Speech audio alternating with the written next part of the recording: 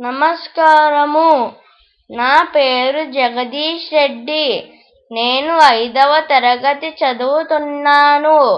ఈరోజు నేను కుమార శతకము శ్రీ భామినీ మనోహరు అనే పద్యం చదువుచున్నాను.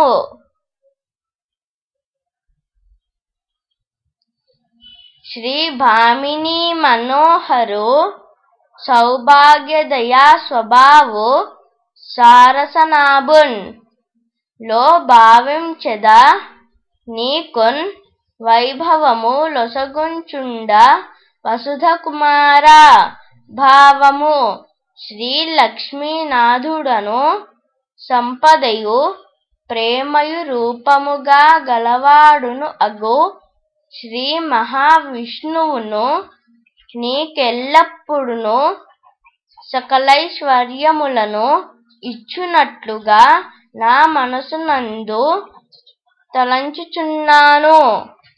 ధన్యవాదములు.